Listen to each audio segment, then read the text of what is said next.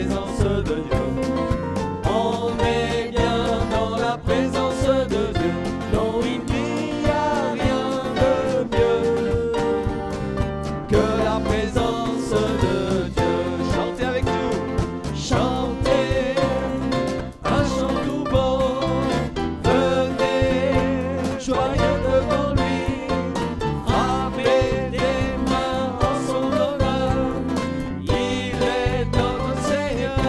Chantez, chantez un chant nouveau.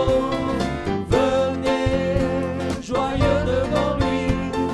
Frappez des mains en son honneur. Il est notre Seigneur. On est bien dans sa présence. On est bien dans la présence de Dieu.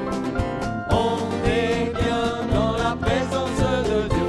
Réunis pour louer le Seigneur, se réjouir devant sa face. On est bien dans la présence de Dieu. On est bien dans la présence de Dieu. Non, il n'y a rien de mieux que la présence de Dieu. Chantez avec nous.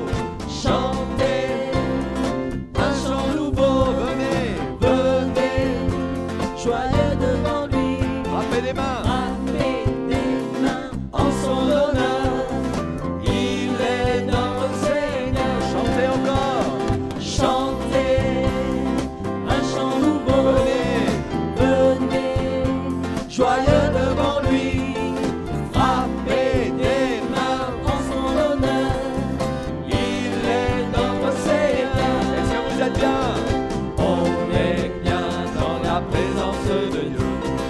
On est bien dans la présence de Dieu. Réunis pour louer le Seigneur, se réjouir devant sa face. On est bien dans la présence de Dieu. On est bien dans la présence de Dieu. Non, il n'y a rien de mieux que la présence de, que la présence de, que la présence de Dieu. Gloire au Seigneur. Oui, il n'y a rien de mieux que la présence de Dieu. Et nous croyons encore ce soir que le Seigneur est là, il est présent, non seulement dans ce lieu, mais là où vous vous trouvez, à partir du moment où on invoque le nom de Jésus. Oui, le Seigneur est prêt à se révéler. Elle est douce, sa présence, et j'aimerais que, eh bien, on puisse se recueillir, prendre conscience justement que le Seigneur est là. Ce n'est pas une réunion de plus, mais le Seigneur veut se révéler à nos vies, à nos cœurs, par l'action de son esprit. On est bien, il n'y a rien de mieux que la présence de Dieu. Quand bien même on pourrait tout perdre ici-bas, s'il nous reste sa présence, eh bien il nous reste l'essentiel. Alors on va prier le Seigneur et lui demander sa grâce sur ces instants. Oh, gloire à toi, Jésus. Ah, c'est vrai, Seigneur, ce n'est pas juste un chant, mais où l'on prend vraiment conscience de ta présence au travers de ton sacrifice à la croix. Seigneur, tu nous introduis pour tous ceux qui croient en ton sacrifice, et bien dans ta sainte présence. Merci pour ces moments.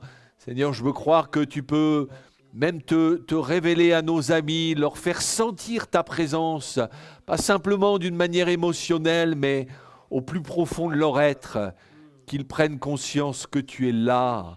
Ah, Seigneur, illumine les yeux des cœurs aussi, pour que nous réalisions ce que tu as fait pour nous à la croix du Calvaire. Merci pour ces moments, merci pour les cœurs que tu touches, merci pour les cœurs que tu consoles. Seigneur, merci pour ceux que tu guéris. À toi la gloire au nom de Jésus. Amen. Gloire au Seigneur. Et si on est encouragé, oui, à suivre le Seigneur, il ne s'agit pas de faire simplement un petit bout de chemin avec lui, mais suivre Jésus, c'est le suivre jusqu'au bout. Jésus le dit, c'est celui qui aura persévéré jusqu'à la fin qui sera sauvé. Voilà, c'est ça, c'est de tenir bon envers et contre tout. Alors, quelles que soient les difficultés, quelles que soient les épreuves, même si vous avez peut-être été déçus, même si vous n'avez pas reçu jusqu'à maintenant l'exaucement, mais, comme le dit ce chant, ne t'arrête pas en chemin, ne t'arrête pas en chemin, mais va jusqu'au bout. Alléluia.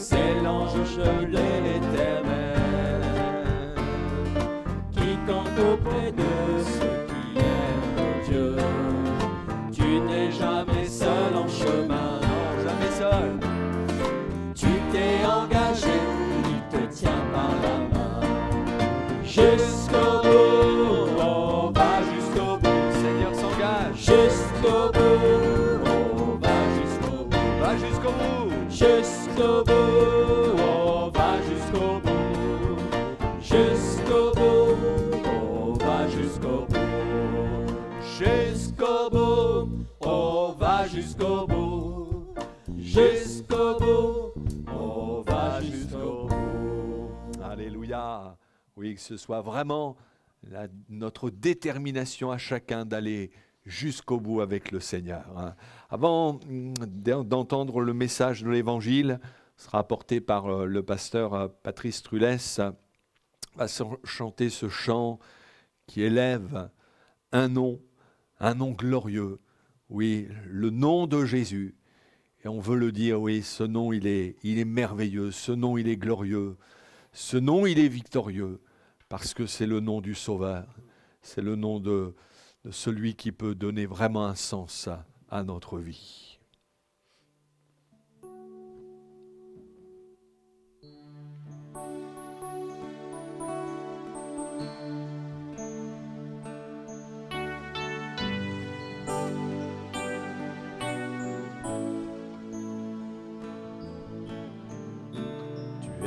Là dès la création, Fils unique du Dieu très haut, les mystères de ta gloire révélés, en toi Christ notre Seigneur. Oh, ce nom est si merveilleux, oh, ce nom est si merveilleux. Le nom de Jésus-Christ, mon roi. Oh, ce nom est si merveilleux, sa beauté sans pareil. Oh, ce nom est si merveilleux, le nom de Jésus.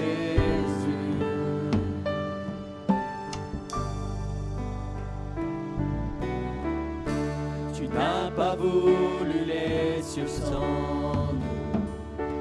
Alors Jésus, tu es venu. Ton amour a vaincu mon péché. Plus rien ne peut nous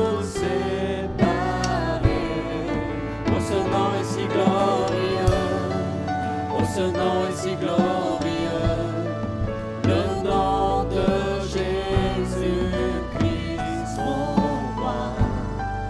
Oh, ce nom est si glorieux, sa beauté sans pareil. Oh, ce nom est si glorieux, le nom de Jésus.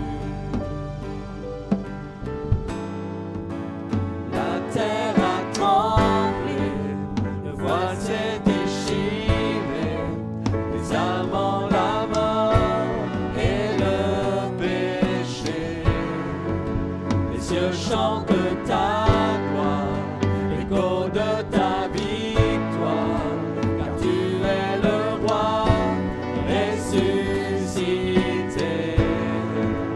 Tu es sans rival, tu es sans égal, que tu triomphes à tout jamais. À toi soit le règne, à toi soit la gloire, car ton nom surpasse tout autre nom. Oh, ce nom est victorieux, oh, ce nom est victorieux, le nom de Jésus-Christ, mon roi. Oh, ce nom est victorieux, sa puissance est sans pareil. Oh, ce nom est victorieux, le nom de Jésus. Tu es sans rival. Tu es sans rival, tu es sans égal, que tu triomphes à tout jamais. À toi soit le règne, à toi soit la gloire, car ton nom surpasse tout autre nom. Il est victorieux. Ce nom est victorieux, oh, ce nom est victorieux, le nom de Jésus-Christ, mon roi. Oh, ce nom est victorieux, sa puissance est sans pareil. Oh, ce nom est victorieux, le nom de Jésus.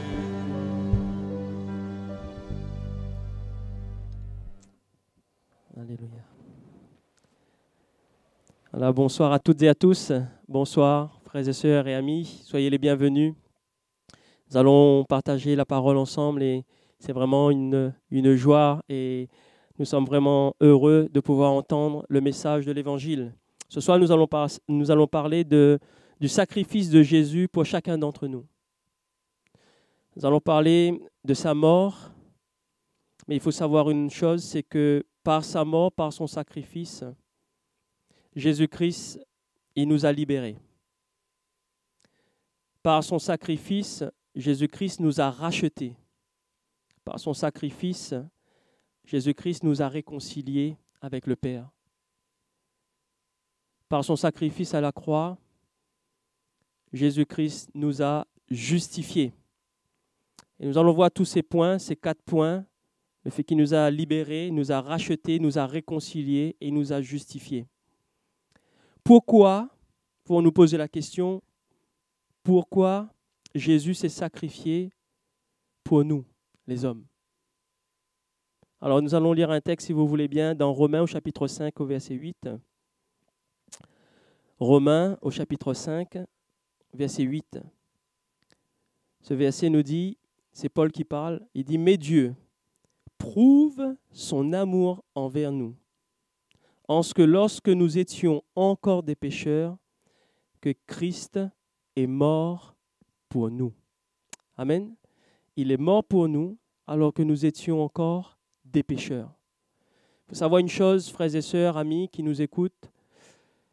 L'être humain, sans Jésus-Christ, il est aveugle, il est perdu. Il suffit juste de regarder autour de nous, dans le monde entier. Nous voyons que l'homme sans Dieu, il est livré au péché, il est livré à sa propre nature. Vous savez, il n'a pas besoin de pointer du doigt qui que ce soit, mais regardons à notre propre nature. Un enfant, s'il trébuche, il tombe, admettons, il va avoir mal à sa main, il va pleurer. On va lui dire, je te fais un bisou sur la main, et vous allez voir, cet enfant va arrêter de pleurer, comme si qu'un bisou allait réparer la douleur qu'il a sur sa main. Dans notre propre nature, dans la nature de l'homme, il y a le mensonge qui existe depuis notre naissance. L'homme sans Jésus-Christ, il est complètement perdu parce que notre nature, elle est pécheresse. Et Jésus-Christ est venu pour nous racheter, pour nous libérer de ce corps mortel, de ce corps qui est rempli de péché. Et ce soir, si vous ne connaissez pas encore l'Évangile, si vous entendez pour la première fois, que vous passez par des moments peut-être difficiles, que vous avez du mal à comprendre pourquoi votre nature, pourquoi la nature de l'homme est si mauvaise, mais sachez une chose, c'est que Jésus-Christ est venu. Il est venu pour toi, il est venu pour moi. Et dans ce verset que nous avons lu, oui, Dieu, par amour pour vous et pour moi, il a donné Jésus-Christ pour nous sauver, pour nous libérer. Et ce soir, nous pouvons vraiment faire cette demande au Seigneur de dire, viens dans mon cœur, j'ai besoin de toi. Il faut savoir une chose, c'est que tout homme, nous sommes incapables de nous sauver nous-mêmes. Vous voyez, quand quelqu'un est en pleine mer, il est en train de se noyer, il peut pas, lui tout seul, il ne peut pas. Il faut qu'il y ait quelqu'un qui vienne à son secours. L'homme naturel ne peut pas, l'être humain né sur cette terre ne peut pas se sauver lui-même. Il a besoin d'un sauveur. Il a besoin de quelqu'un qui soit saint, qui soit sans péché, qui vient pour rétablir cette situation dans laquelle nous sommes depuis que le péché est entré dans ce monde. Le péché est entré dans le monde par un homme. Le péché va aussi être rétabli, notre vie spirituelle va être rétablie aussi par un homme. Il fallait que ce soit un homme qui vient pour rétablir la relation avec le Père. Il fallait que ce soit un homme qui vienne nous réconcilier avec le Père. Mais il ne fallait pas que ce soit un homme qui soit issu d'Adam, issu du péché, parce que la Bible nous dit que nous étions tous pécheurs. Nous sommes tous pécheurs dès la naissance. Donc, un homme pécheur ne peut pas sauver des pécheurs. Mais il fallait que ce soit un homme qui soit saint, qui soit pur, qui soit sans péché. Et Jésus-Christ est venu pour nous sauver. Romains chapitre 3, verset 23, il nous est dit, car tous ont péché et sont privés de la gloire de Dieu. Verset 24, et ils sont gratuitement justifiés par sa grâce, par le moyen de la rédemption qui est en Jésus-Christ. C'est lui que Dieu a destiné par son sang à être pour ceux qui croiraient, si tu crois ce soir, victime propitiatoire afin de montrer sa justice, parce qu'il avait laissé impunis les péchés commis auparavant. Au temps de sa patience, afin, dis-je, de montrer sa justice dans les temps présents, de manière à être juste, tout en justifiant celui qui a la foi en Jésus-Christ. Amen. Ce texte commence par « car tous sont péchés et sont privés de la gloire de Dieu ». Ben oui, puisque nous sommes pécheurs, nous ne pouvons pas atteindre la présence de Dieu puisque nous sommes pécheurs. Nous sommes privés, séparés, la Bible nous dit. Et si vous avez du mal à comprendre le fait que ce soit écrit « privé de la gloire de Dieu », vous savez, c'est privé de la présence glorieuse de Dieu. L'être humain était privé, l'être humain qui n'a pas accepté, l'homme qui n'a pas accepté Jésus-Christ, il est privé de la présence de Dieu dans sa vie. Nous avons besoin de croire et d'accepter Jésus-Christ pour avoir accès au Père. Pour avoir accès, et Jésus nous dira que nul ne vient au Père que par moi. Nous devrions croire que Jésus-Christ est vivant. Croyez-le ce soir, il veut vous changer la vie, il veut changer votre vie, il veut vraiment vous donner une vie meilleure. Et dans ce même texte, il est écrit que il nous a gratuitement justifiés par le moyen de la rédemption. C'est le rachat de nos vies. C'est le rachat de nos vies parce que Jésus a payé la rançon pour nous rendre libres. Il a payé une rançon pour nous rendre libres. Il faut savoir qu'à l'époque, il y avait des esclaves et les esclaves, en fait, ne pouvaient pas avoir la vie libre. Ils étaient sur un marché où les gens misaient sur eux. L'esclave, en fait, sa vie dépendait de ses maîtres. Et il était là sur une place et les gens misaient de plus en plus pour pouvoir racheter sa vie. Mais quand un maître achetait un esclave, l'esclave n'était pas plus pour autant libre, il était esclave de ce nouveau maître qu'il avait. En fait, il passait de maître en maître, mais à chaque fois, il était esclave de quelqu'un. L'homme naturel, dès sa naissance, il est esclave du péché. Jésus-Christ a payé la rançon. Et vous savez, autant pour acheter un esclave, les gens misaient cher, mais Jésus-Christ a payé le prix fort pour nous parce qu'en fait, il a donné sa vie pour chacun d'entre nous.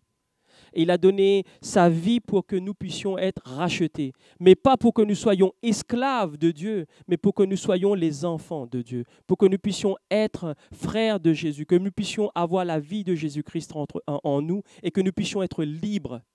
Que nous puissions être libres. C'est ça la rédemption. C'est le rachat de notre vie. Et Jésus-Christ a payé pour chacun d'entre nous. Et il était victime propitiatoire, il est écrit dans ce texte. C'est-à-dire un sacrifice qui a pour but de rendre propice le pardon et la grâce divine. C'est cela ce que ça veut dire. Ça veut dire que le sacrifice avait un but, et ce but, en fait, c'était rendre possible le pardon. C'est de rendre accessible le pardon. C'est de nous rendre libres. C'est cette possibilité-là. Et avant, en fait, quand l'homme péchait, il sacrifiait des animaux pour que Dieu pardonne. Jésus-Christ s'est sacrifié une bonne fois pour toutes pour le pardon de tes péchés. Jésus-Christ s'est sacrifié une bonne fois pour toutes pour mes péchés, pour nos péchés. Et aujourd'hui, accepte le pardon de Jésus-Christ et repars libre de là où tu es. Allège ton cœur. Jean-Baptiste dira, « Voici l'agneau de Dieu qui ôte le péché du monde. » L'agneau qui ôte le péché du monde. Parce que c'est Jésus-Christ qui va ôter le péché qui est dans ton cœur, dans ta vie. Quel est le but du sacrifice? Quel est ce but? C'est de rétablir notre relation avec Dieu. C'est d'apaiser la colère de Dieu. Et nous allons lire un texte, si vous voulez bien, dans Colossiens chapitre 1, verset 20. Colossiens chapitre 1, verset 20. Il est écrit. Et c'est par lui, parlant de Dieu, c'est par Jésus qu'il a voulu réconcilier avec lui-même l'univers tout entier. Ce qui est sur la terre et ce qui est au ciel, en instaurant la paix par le sang que son Fils a versé sur la croix. Or, vous, autrefois, vous étiez exclus de la présence de Dieu. Vous étiez ses ennemis à cause de vos pensées qui vous amenaient à faire des œuvres mauvaises. Et il y a un « mais », verset 22. Mais maintenant, Dieu vous a réconciliés avec lui par le sacrifice de son Fils qui a livré à la mort son corps humain pour vous faire paraître saints, irréprochables et sans faute devant lui. Amen. Avant d'accepter le Seigneur, il nous est bien dit, avant d'accepter le Seigneur, autrefois, vous étiez exclus de la présence de Dieu. Mais pour celui ou celle qui a accepté Jésus-Christ, si ce soir tu n'as pas encore fait ce pas d'accepter Jésus-Christ, en acceptant Jésus-Christ dans notre vie, alors à ce moment-là, nous sommes réconciliés avec le Père. Nous avons accès aujourd'hui. C'est encore temps de grâce et nous pouvons le faire. Plus de sacrifices. Jésus s'est sacrifié une bonne fois pour toutes. Il n'y a plus la peine d'aller sacrifier des animaux, il n'y a plus la peine d'aller faire quoi que ce soit. Ce ne sont pas par nos œuvres, ce ne sont pas par des choses que nous allons faire, que nous avons avoir accès. C'est au Père, c'est vraiment Jésus-Christ s'est donné déjà pour chacun d'entre nous. Croyez-le ce soir. Croyez-le que votre vie, cette vie dans laquelle vous êtes, il y a une vie meilleure. Il y a une vie meilleure qui vous attend, c'est Jésus-Christ qui est le chemin, la vérité et la vie. Hébreux chapitre 9, verset 12, il nous est écrit, « Il est entré une fois pour toutes dans les lieux très saints. Non avec le sang des boucs ou des veaux, mais avec son propre sang, ayant obtenu une rédemption éternelle. » Amen. Vous avez la vie éternelle en Jésus-Christ. Nous avons la vie éternelle en Jésus-Christ. Jésus-Christ nous permet de ne plus être esclaves du péché, puisqu'il a déjà payé la rançon et il a payé le prix fort. Nous avons été rachetés à un grand prix, nous dit la Bible. Mais c'est pour notre liberté qu'il nous a affranchis. 1 Corinthiens chapitre 6, verset 20, il nous est écrit, car vous avez été rachetés à un grand prix. Glorifiez donc Dieu dans votre corps et dans votre esprit qui appartient à Dieu. Amen. Rendons gloire à Dieu pour cela, en disant, Seigneur, merci pour Jésus-Christ. Merci parce qu'il est saint. Merci parce qu'il est venu pour nous montrer le chemin, pour nous montrer que tout est possible à celui qui croit. Pour nous montrer qu'aujourd'hui, il est possible de remettre le compteur à zéro et de repartir à zéro avec Jésus-Christ. Il est possible ce soir de toucher la grâce, puisque nous l'avons ce soir en acceptant Jésus-Christ. Le rachat est un rachat de délivrance. Christ a tout payé d'avance pour nous. Il a tout payé d'avance. L'avez-vous accepté réellement? L'avez-vous accepté réellement? Faites-vous confiance à Jésus-Christ ce soir? Parfois, nous disons que oui, nous croyons, je crois en Jésus, je l'ai accepté, mais face à l'épreuve, on a l'impression que c'est nous qui combattons le problème, c'est nous qui combattons l'épreuve. Frères et sœurs, Jésus-Christ est mort une bonne fois pour toutes. Et à la croix, il nous a donné la liberté et il nous a donné vraiment la victoire. Déposez vos fardeaux, déposez tout à la croix. Dites au Seigneur, je veux te faire confiance et repartez libre, repartez en paix. C'est le prince de la paix. Le transfert de mon jugement, le transfert de ma condamnation a été transféré sur Jésus-Christ. C'est nous les pécheurs. C'est nous qui sommes condamnés. C'est nous, dès notre naissance, nous sommes envahis par ce péché qui nous enveloppe si facilement, nous dit la parole. Mais Jésus-Christ, à la croix, il y a eu un transfert qui a été fait. Le Seigneur vous libère et il a tout mis sur Jésus-Christ à la croix. Et nous allons voir dans un instant que Jésus-Christ, non seulement il nous a libérés, mais il est vivant, il est ressuscité et il est là, il est dans vos cœurs, il est dans votre vie. Jésus a porté et a supporté notre condamnation. Il a été crucifié pour cela. Nous allons lire un texte, si vous voulez bien, dans Ésaïe chapitre 53. Ésaïe 53, verset 4. Cependant, ce sont nos souffrances qu'il a portées. C'est de nos douleurs qu'il s'est chargé. Et nous l'avons considéré comme puni, frappé de Dieu et humilié. Mais il était blessé pour nos péchés, brisé pour nos iniquités. Le châtiment qui nous donne la paix est tombé sur lui. Et c'est par ses meurtrissures que nous sommes guéris. Nous étions tous errants comme des brebis. Chacun suivait sa propre voie. Et l'Éternel a fait retomber sur lui l'iniquité de nous tous. Il a été maltraité et opprimé. Il n'a point ouvert la bouche, semblable à un agneau qu'on mène à la boucherie, à une brebis muette devant ceux qui l'attendent. Il n'a point ouvert la bouche. Amen.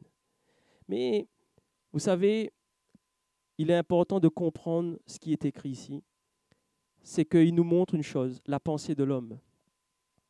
La pensée de l'homme. Jésus-Christ était vivant, c'est-à-dire il était là sur la terre. Il est venu rencontrer les hommes pour leur donner accès au Père, pour nous montrer le chemin qui était possible. Regardez la pensée de l'homme dans ce texte. Nous l'avons considéré comme puni et frappé de Dieu, humilié. Nous l'avons considéré. L'être humain, l'homme que nous sommes, nous avons considéré Jésus, au lieu de voir un sauveur, nous avons considéré qu'il était puni de Dieu. Et nous l'avons humilié, nous l'avons frappé. Et nous considérons que Dieu l'avait frappé également. Alors que non, regardez la suite, il nous dit. Mais il était blessé, en fait, c'est pour nos péchés. Il a été brisé par l'être humain, c'était pour nos iniquités. Le châtiment qui est tombé sur lui, c'était pour nous donner la paix. La paix. Combien dans ce monde, combien d'êtres humains ont besoin de la paix de Dieu dans sa vie? Combien de personnes ont besoin que Jésus-Christ entre dans son cœur pour déposer une paix? Une paix que l'homme ne peut pas donner, mais que Jésus-Christ seul peut donner. Il n'a pas ouvert la bouche. il n'a pas ouvert la bouche. En vérité, Jésus-Christ est notre Sauveur. Et c'est lui qui est venu pour nous donner la vie. Jésus a offert sa vie à Dieu pour nous. Il n'a pas offert sa vie aux hommes. Il a offert sa vie à Dieu pour nous sauver. Il est venu par amour pour nous, pour apaiser la colère de Dieu contre les hommes, puisque nous étions incapables de nous sauver. Et Jésus-Christ est venu.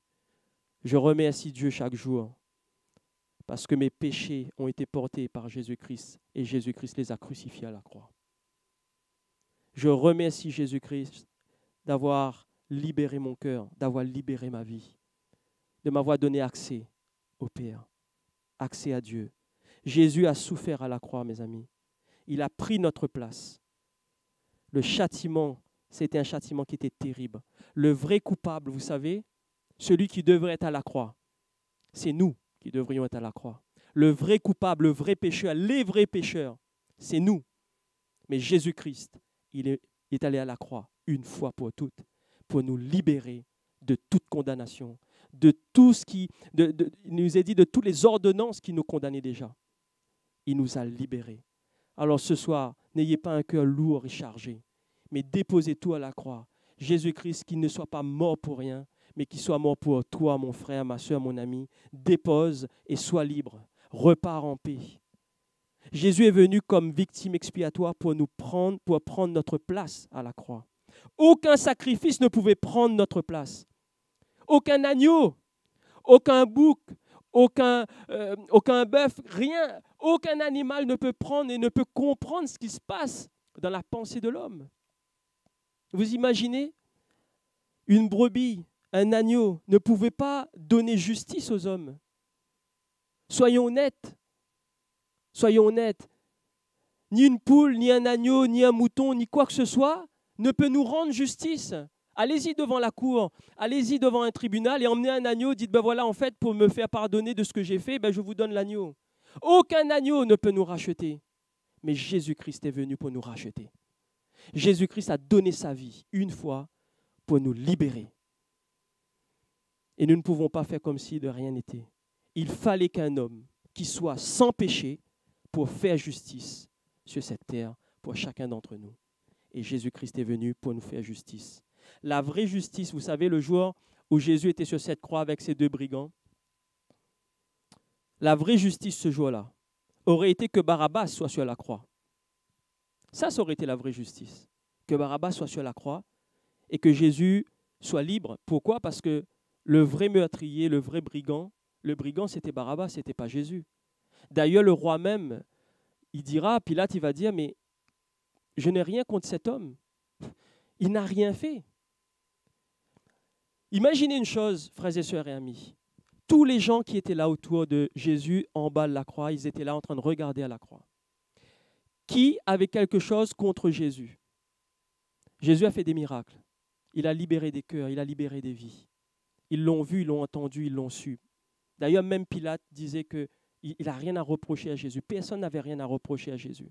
Tous ceux qui ont entendu parler de Jésus, tous ceux qui connaissaient qu'il avait vu agir, ne pouvaient pas rester comme cela en disant « mais c'est quelqu'un qui était mauvais, qui était méchant ou qui avait un cœur mauvais ». Non, ce n'est pas possible.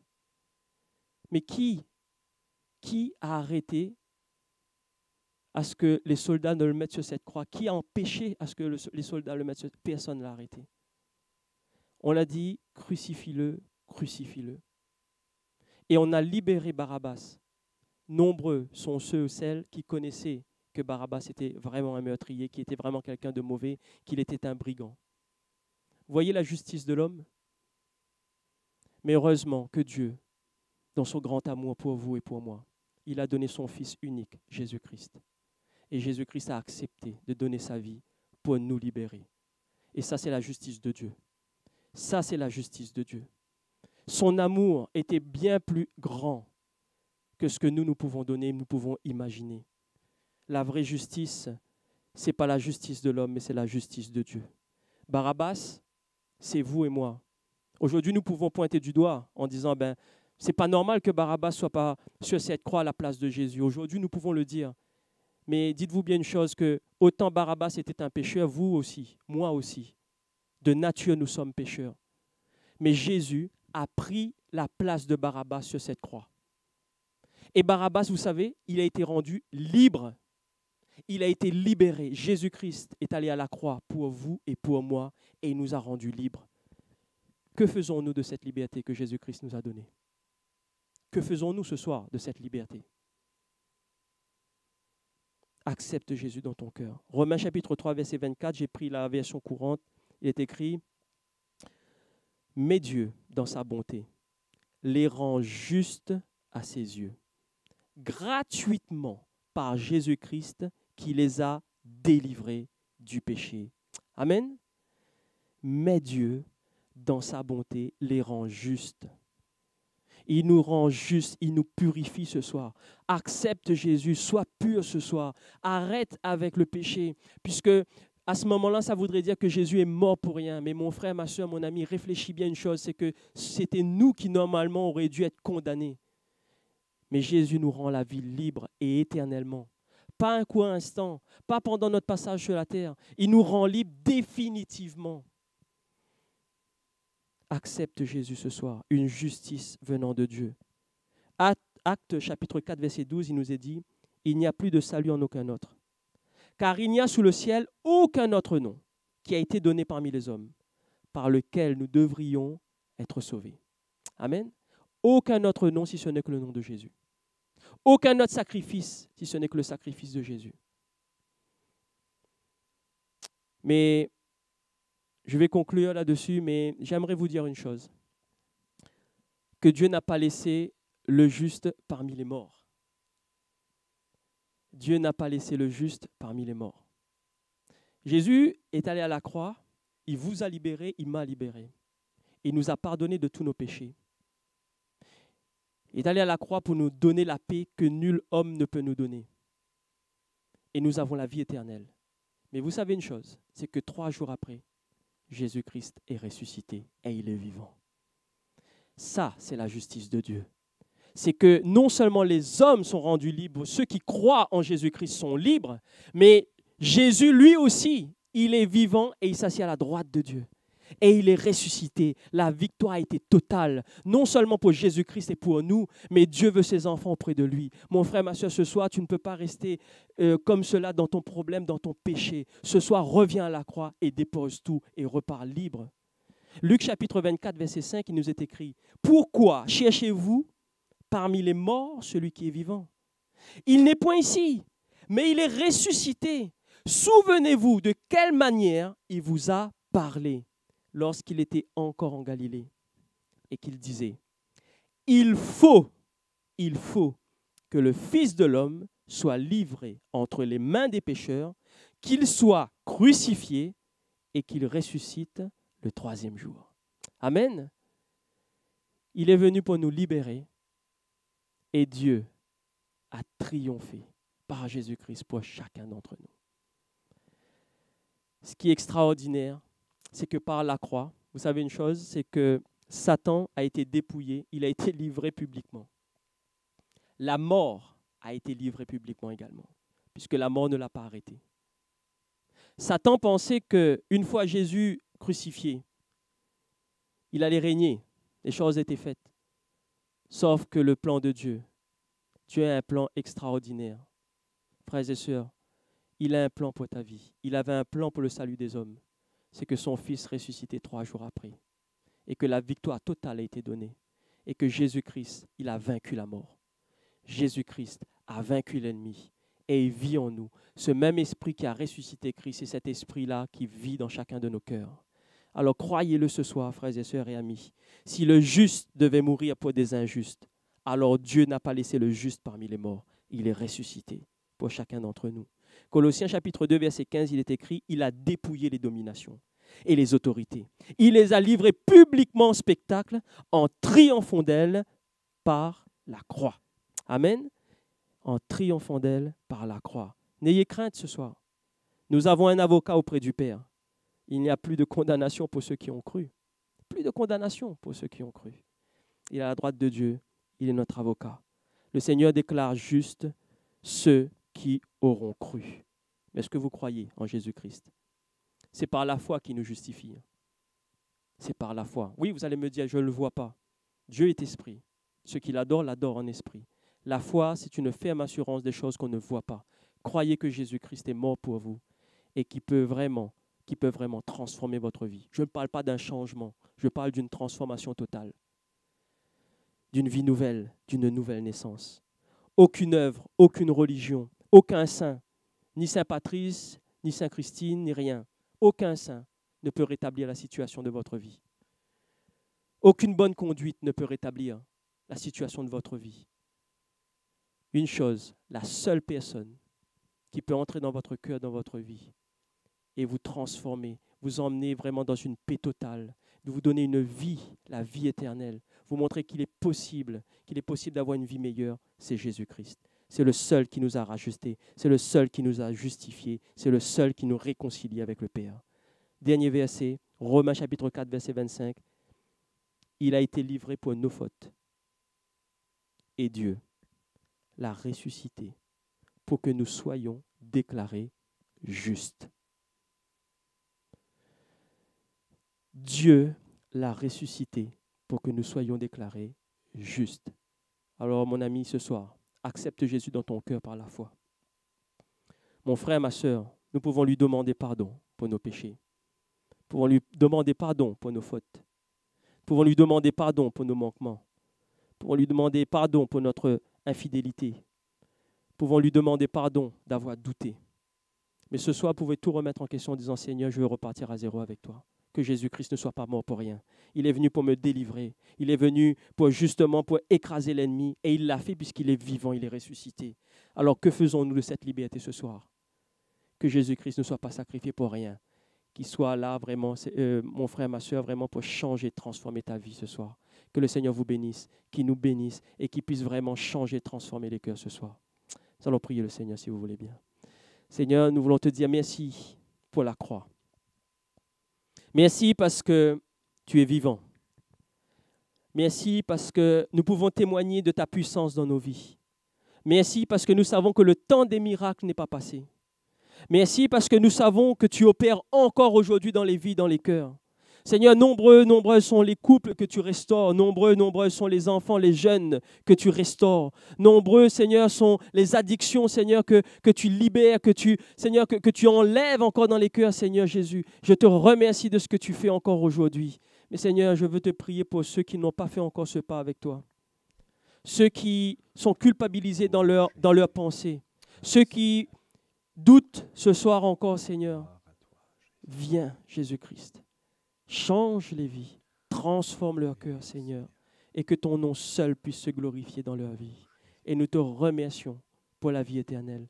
Nous te remercions d'avoir, Seigneur, oui, libéré nos âmes. Merci d'avoir payé la rançon. Merci pour le sacrifice à la croix. Merci parce qu'aujourd'hui, nous pouvons dire que tu es vivant et que tu règnes en maître dans nos vies. Que ton nom soit béni, Jésus-Christ. Amen. Amen. Alléluia. Gloire au Seigneur. Alléluia. Si le Seigneur peut encore nous secourir ce soir, oui, c'est bien parce qu'il y a eu son sacrifice à la croix. C'est lui le véritable secours, celui qui ne nous fera jamais défaut.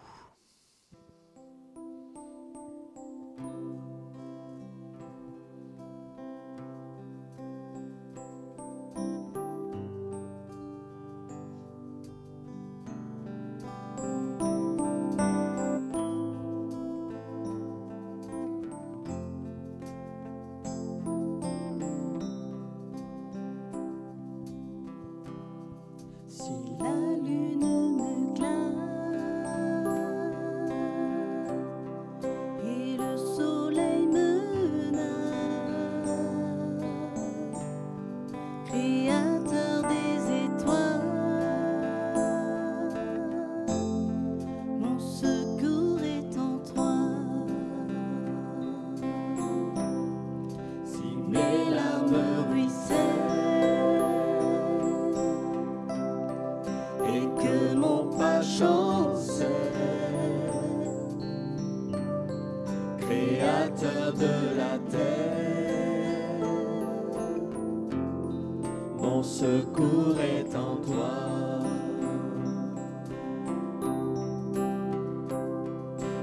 Je lève les yeux vers les hauts sommets. Toi seul est mon Dieu. Je proclamerai. Toi seul est ma force. Toi seul me restaure mon secours est en toi.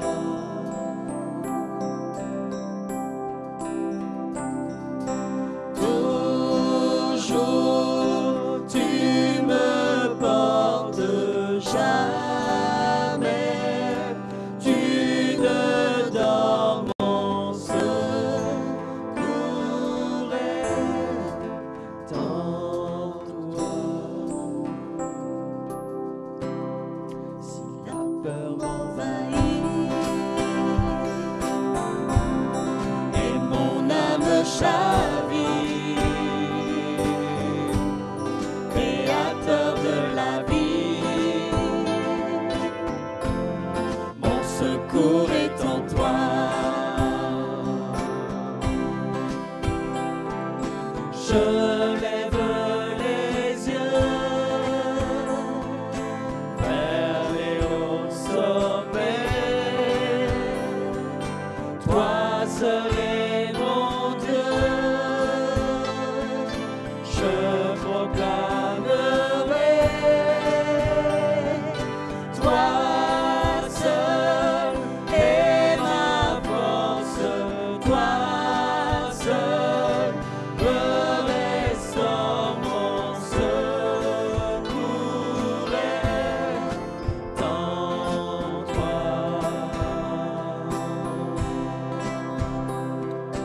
Toujours tu me portes, jamais tu ne dors, mon secours est en toi. Ta victoire, mon espoir, ton chemin, mon destin, ton salut, mon refuge, tout est en toi. Ta victoire, mon espoir, ton chemin, mon destin, ton salut, mon refuge, tout est en toi. Ta victoire, mon espoir, ton chemin, mon destin, ton salut, mon refuge, tout est en toi. Ta victoire, mon espoir, ton chemin, mon destin, ton salut, mon refuge, tout est en toi. Je lève les yeux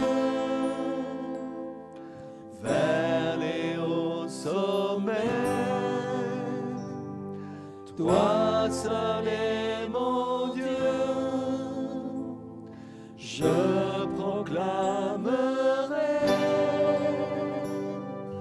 Toi seul est ma force. Toi seul me restaure, mon secours est en toi.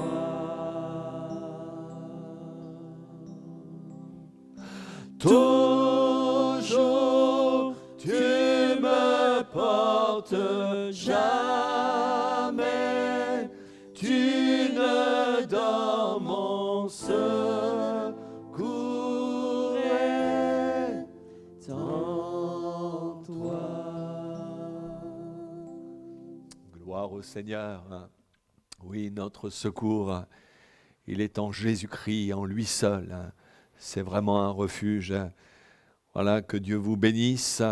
Sachez que vous pouvez nous retrouver tous les mercredis soirs à partir de 20h où on annonce ce message de l'Évangile. Et puis le vendredi soir à 21h, donc c'est une heure plus tard. Donc un message, vous encourager aussi dans la foi et tous les dimanches à partir de 10h30. Nous retransmettons en direct. Là, que Dieu vous bénisse. Et si vous avez des besoins, n'hésitez pas à communiquer avec nous. On se tient aussi à votre disposition. On veut prier aussi pour vous. Et oui, dans l'œuvre de la croix, nous l'avons lu, dans ces meurtrissures, nous avons la guérison de nos maladies. Et le Seigneur, même à distance, peut vous guérir. Oui, Jésus nous a dit d'imposer les mains en son nom et les malades seront guéris.